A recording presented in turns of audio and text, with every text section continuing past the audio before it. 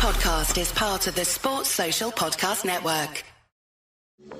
This episode is brought to you by Underdog Fantasy, the easiest way to play season-long fantasy football. Underdog Fantasy sets your perfect lineup at the end of each week, so no management and no Tuesday nights on the waiver wire. All you do is the most fun part. Draft the best team and win cold, hard cash. Play now at UnderdogFantasy.com and they'll match your first deposit up to $100 if you use code SPOTIFY. This episode is brought to you by Samsung. Unfold the all-new Galaxy Z Fold 4 and expand your world. With Flex Mode, it stands on its own, so you're hands-free to get more done during calls. And with multi-window view, you can use up to 3 apps at the same time.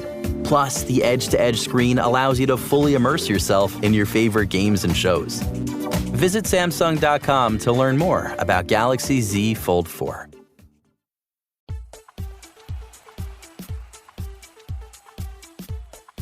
This is the 1865 match report, the day after Forest were humbled by Manchester City at the Etihad.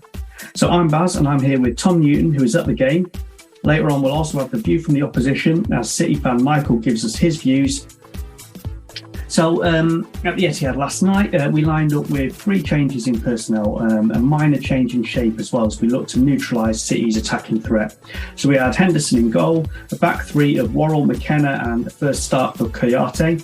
Then we had Williams and Lodi as wing-backs, another first start there. And then Yates, O'Brien and Freuler in the middle. Again, that's his first start again. So a bit of a change. Finally, we only have 2 up front with Jono and Gibbs-White.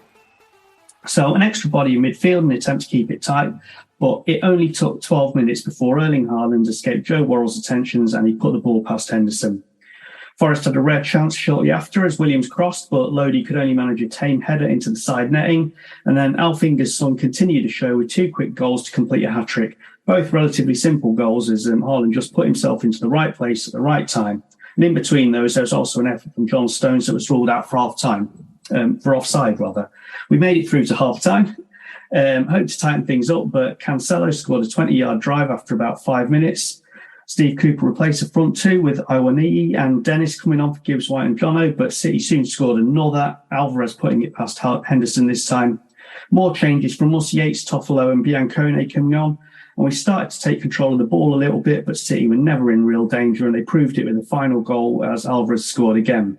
So quite a football lesson for us, but how was it in the away ends, Tom? It was good. We knew we was going to be up against it with the team we were playing against with the world stars and for Haaland, and I know De Bruyne was on the bench, but they still had a lot of quality on the pitch. But no, the Forest fans sang from the start to the end, and the really proud moment. Despite the goals going in, we never stopped singing at the Etihad last night. Well, that's pretty good. I was talking to someone about it last night, and he says, they probably only get 35,000 actual fans in there, and the rest of it's all corporate hospitality. So for us to outsing them, it's not a surprise, really. What about the game itself? What were your thoughts? It was just a matter, like it says, and this has been stating the obvious, and it's probably been said no end of times, like before the match and post-match. We was up against it. There's no getting away from that. I just thought that the first 20 minutes, would have been nice to keep them quiet, but they had all the ball, and Haaland scored after 12 minutes, and I think the goal was a bit preventable. To be honest, I think it was like a speed of thought from Man City and a bit of hesitancy by as the ball goes in by Phil Foden, Yates thinking somebody's behind him to mop up, i.e. Henderson or Worrell, and Haaland's just basically extended a leg and just got on the end of a delicious ball from Foden. So it was up against it, and and I just thought that class prevailed on the day, didn't it? Yeah, we were talking about Harry Kane and how he was the difference between the two sides, but it wasn't like that today. It wasn't Erling Haaland stood out as the player. We just didn't get the ball or anything.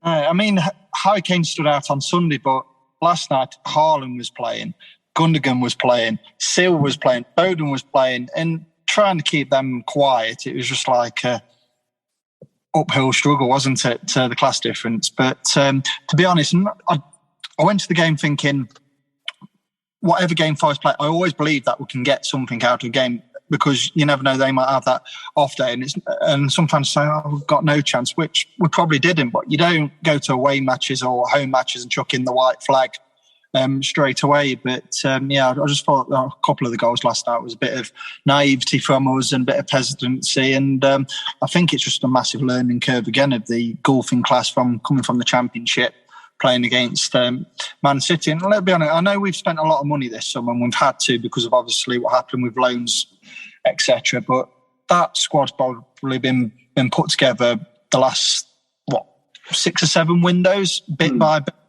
And I know they've sold Zinchenko and Jesus and everything, but they've still replaced quality with quality. And we've basically put this side together over the last 10 weeks, so it's just going to take time to gel. But these, without throwing the white flag in, these are the games which we shouldn't be winning. You've got to win the games against the likes of Bournemouth, Villa, Leicester, Fulham, etc. So we'll go again on Saturday. Yeah, definitely. So I've been really looking forward to seeing Freuler and Kouyaté playing. What did you think? I mean, obviously they were up against it a bit, but what did you think to them? Not bad. I just think we just never got near him, especially in the first half.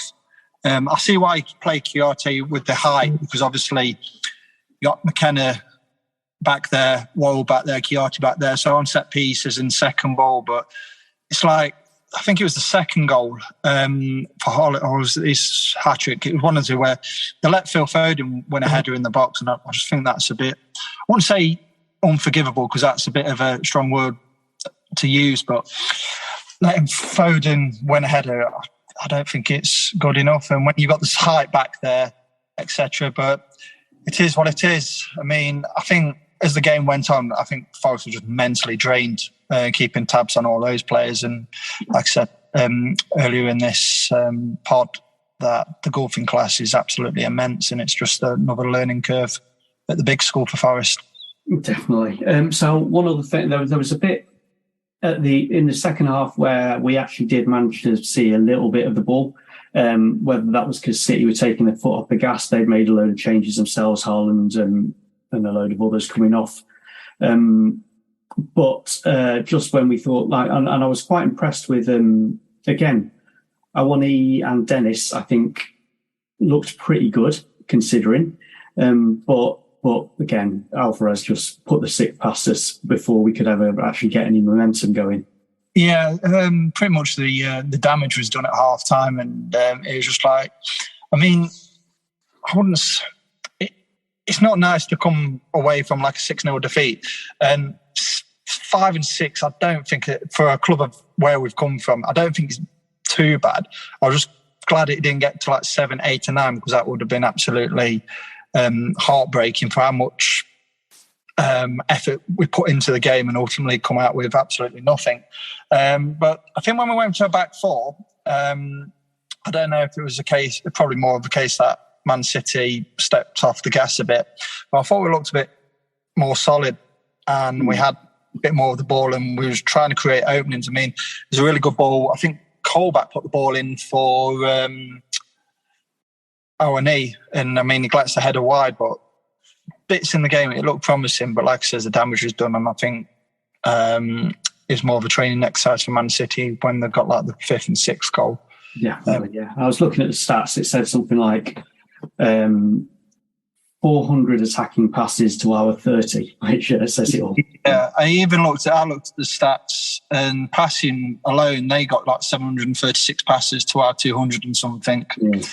And obviously, stating the obvious, but like the possession stats are going to be very much, they just pop the ball around. They're so fluid with it, and there's always a purpose. And I mean, they use every blade of that pitch. And like says, with the talent they've got, the light years ahead of us. But that's not like us. We've just got to realise where we've come from and where we are at the moment, and we're still miles away from Man City. But first and foremost, we've got to make sure that we win the mini league and stay out that bottom 3 and beat the teams around us. So massive learning curve. But like I said, we'll go again on Saturday. Yep. So the next few matches are looking quite important. However, it has to be said that I definitely, and you as well, are old enough to remember when Man City weren't very good. So yeah, when they when we was it 97, 98 season they went down to, which was the old second division then. Yeah, beat Gillingham on penalties in the final. It's a funny year for Manchester because Man U won the treble, and even City fans now say that game against Gillingham is probably like club defining. Yeah, because they didn't win that. Where who knows where they would be and everything. So, but like I says, we've just got to look after ourselves and keep building our club bit by bit. And you never know, we might be a top 10 club in years to come, but we've just got to stay up this season and just keep building it bit by bit and have a really competitive squad. Definitely. So now I'm just going to get the view from the opposition. We're going to hear from Michael, who's in Australia, but he's a City fan at Perth De La Prem. Hi, this is Mike from the Perth De La Prem podcast. I'm a Manchester City fan joined by Gareth and Michael, two Liverpool supporters, and we're a Premier League fan channel from Australia. As the Manchester City fan of the podcast, I'm pretty delighted with tonight's result, 6-0, some exceptional goals and a Haaland hat-trick. Really happy with how we played and sort of managed the game. It's always going to be tough for a newly promoted side coming to the Etihad, and from the outset it was evident that Forest were going to sit deep and try and remain compact and resilient, by trying to hit us on the counter-attack. I think Forest sat off us a little bit too much and allowed us to play our game. I think teams who have done well against us in recent years have always put us under pressure and not allowed the centre-backs to play as they please. However, if you do come out and play, you do leave yourself pretty vulnerable and open. So I think it was kind of damned if you do, damned if you don't from a Forest perspective. I think as well, once that early Haaland goal goes in, the game plan kind of goes out the window. And I think as well, when it's 3-0 just after 30 minutes, it's damage limitation from there. Haaland and Alvarez looked exciting, and there wasn't a lot you could have done about those two tonight.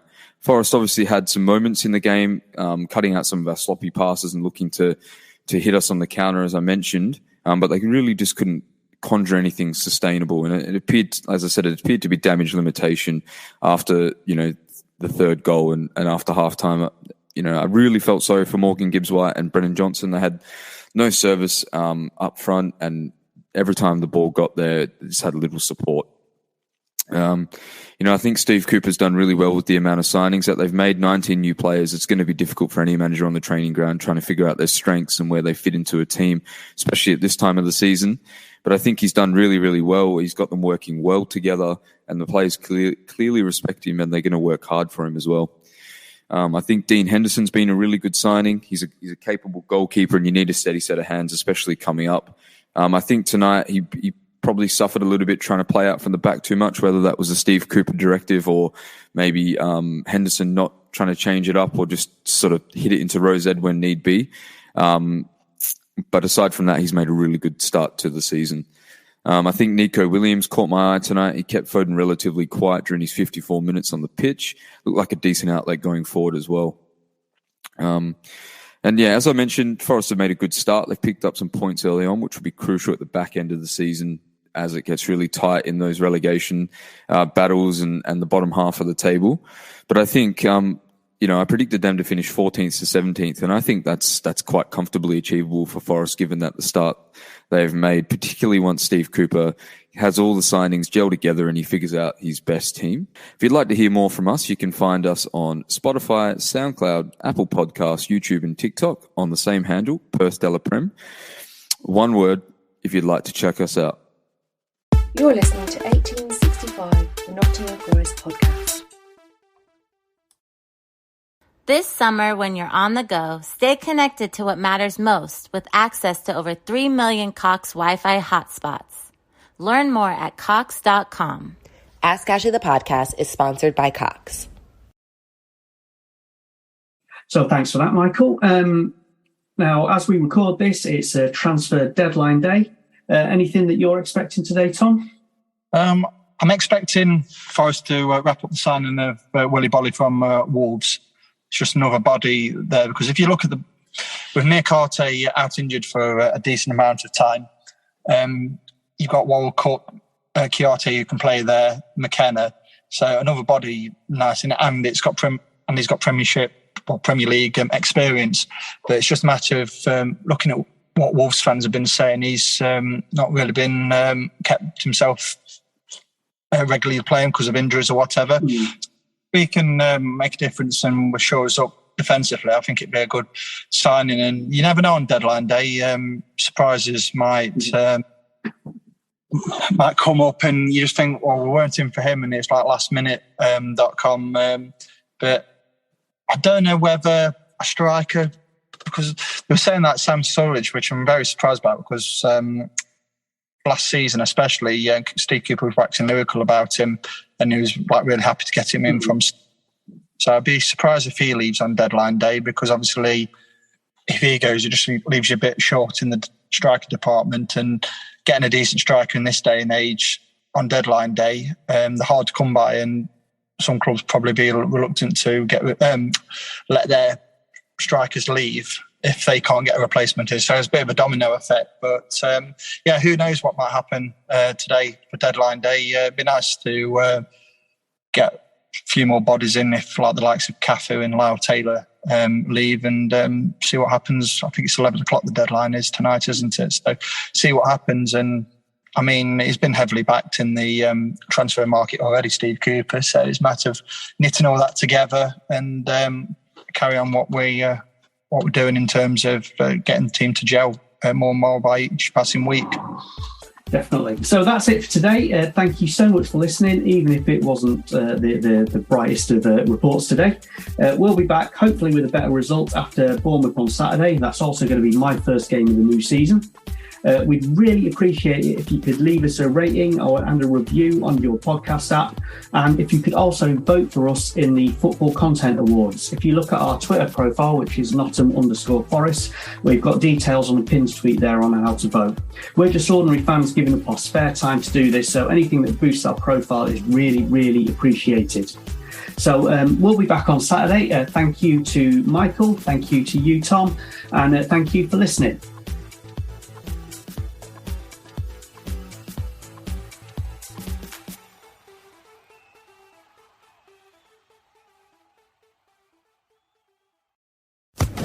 Social Podcast Network.